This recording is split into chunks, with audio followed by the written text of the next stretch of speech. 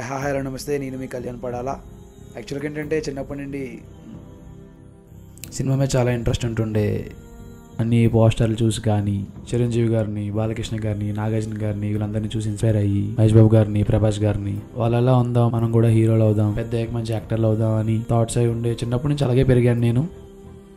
అలానే చాలా స్కూలింగ్ కూడా, చాలా కాలేజ్ కూడా అంతా చేసుకొని వచ్చిన తర్వాత ఇలా నేను నా స్టడీస్, నా గ్రాడ్యుయేషన్ కంప్లీట్ అయిపోయిన తర్వాత డాడీ దగ్గరికి వెళ్ళి ఇలా యాక్టింగ్ అవుతా, యాక్టర్ని అవుతా, ఇలా చేస్తా అంటే వాళ్ళంతా ఫ్యామిలీ నుంచి అంత సపోర్ట్ రాలేదు. సో వాళ్ళకి ఒక మంచి దేశానికి సర్వీస్ చేసేలా, ఒక మంచి ఆఫీసర్లా కానీ ఒక సోల్జర్లా అవ్వాలనుకుంటున్నారు, చూడాలనుకుంటున్నారు నాకు అప్పుడు తెలిసింది. సో నేను ఇంకా నాకు ఏమనిపించినా సరే ఓకే లెట్స్ ఈ దేశానికి సర్వీస్ చేయడం కూడా మంచిదే కదా అని చెప్పి నేను ట్రై చేస్తున్నా.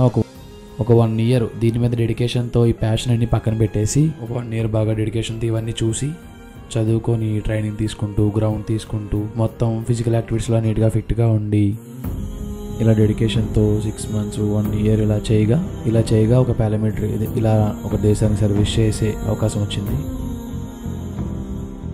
సో అనుకున్నాను అవ్వట్లేదని అనుకున్నాను, బట్ పారామిలిటరీలో అవకాశం వచ్చింది. సో మనం కూడా ఒక మిలిటరీ, మనం కూడా ఒక జవాన్ అయ్యాం, ఒక సోల్జర్ అయ్యాం, దేశానికి సర్వీస్ చేసే ఒక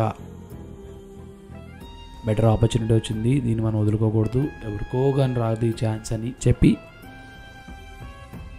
ఇక ఫుల్ యాటిట్యూడ్తో ఒక పకడ్బందీగా వెళ్ళిపోయాను. ఇక వెళ్ళి ట్రైనింగ్ తీసుకొని 3 years సర్వీస్ చేశాను.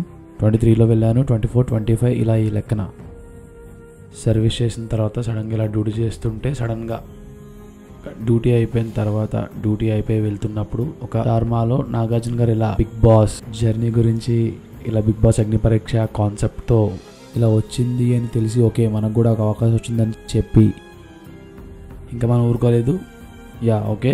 అండ్ ఇంకో థింగ్ ఏంటంటే, మనం బిగ్ బాస్ హౌస్లోకి వెళ్తే ఎలా ఉంటుందో మీకు తెలిసిందే. ఒక సోల్జర్ ఎలా ఉంటాడు, ఏం చేస్తాడు, ఎంత ఫిట్ ఉంటాడు, మెంటల్గా కానీ ఏదైనా కానీ ఎన్ని కంట్రోల్ చేసుకోగలడు, ఎంత పెయిన్ అయినా ఎలా తట్టుకోగలడు. ఆల్రెడీ నేను ప్రూవెన్ దానికి. అండ్ నేను అందులోని గివ్ అప్ ఇవ్వను, లివ్ లెగ్ లేదని నేను కూడా అనుకుంటాను. లైన్ ఎప్పుడు గివ్ అప్ అవ్వదు, ఎంతమంది వచ్చినా ఎలా వచ్చినా సరే సింగిల్గానే ఉంటుంది, సింగిల్గానే పోరాడుతుంది, నెవర్ గివ్ అప్ యాటిట్యూడ్ ఉంటుంది. అండ్ సెకండ్ థింగ్ ఏంటంటే, ఎంటర్టైన్మెంట్ ఖచ్చితంగా ఉంటుంది. మీరు ఆల్రెడీ నన్ను బిగ్ బాస్ అగ్ని పరీక్షలో చూస్తున్నారు, ఎంటర్టైన్మెంట్ ఎంత దీనిగా ఉంటుందో. సో ఎంటర్టైన్మెంట్ ఉంటుంది, కంటెంట్ ఉంటుంది. నన్ను బిగ్ బాస్ హౌస్లో మీరు నన్ను చూడాలనుకుంటే ఓటు వేసి గెలిపించండి. And thank you so much. జై హింద్.